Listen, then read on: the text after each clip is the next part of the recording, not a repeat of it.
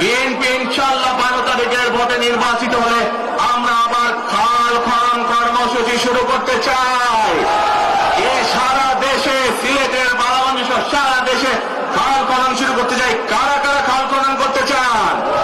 আলহামদুলিল্লাহ, আমরা দেশে খাল কাটবো, দেশের নদীতে পানি নিয়ে আসবো, খালে বিলে পানি নিয়ে আসবো। কেন?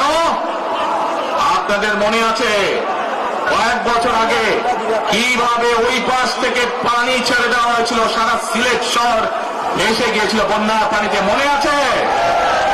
সেজন্যই আমরা বলেছি একটি কথা, আমরা দেখেছি গত 15-16 বছর কিভাবে এই দেশকে অন্য দেশের কাছে বন্ধক দিয়ে দেওয়া হয়েছিল।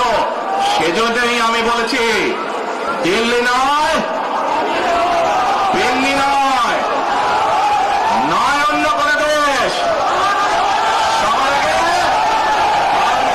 বাংলাদেশ। প্রিয় ভাই বোনেরা, আমি আরেকটি কথা বলেছিলাম, যখন স্বৈরাচার এই দেশের মানুষের ঘাড়ে চেপে বসেছিল, সেই কথাটা ছিল টেক ব্যাক বাংলাদেশ, মনে আছে? যে আমরা টেক ব্যাক বাংলাদেশের অর্ধেক পথে, হাফ পথে এসে দাঁড়িয়েছি, অর্ধেক পথে এসে দাঁড়িয়েছি। দেশকে আমরা স্বৈরাচার মুক্ত করেছি, আমরা গণতন্ত্রের প্রতিষ্ঠার যাত্রা শুরু করেছি। এখনো সেই যাত্রা শুরু হয়নি।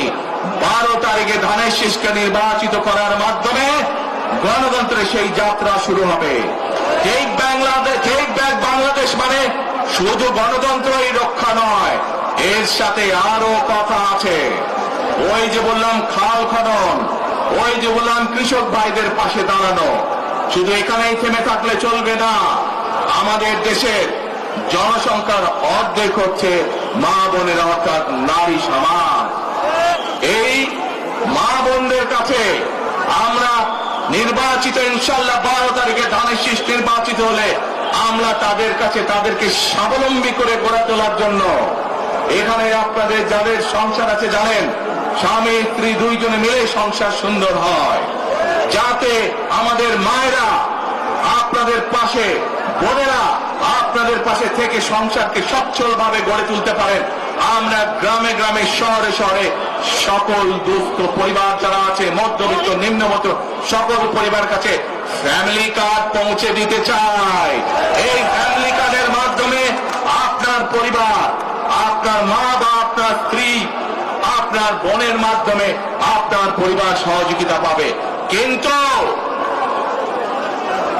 এই ফ্যামিলি কার্ডকে যদি বাস্তবায়ন করতে হয় তাহলে কি করতে হবে? কি করতে হবে? ধানের শীষকে জয়যুক্ত করতে হবে। পারবেন? ইনশাআল্লাহ।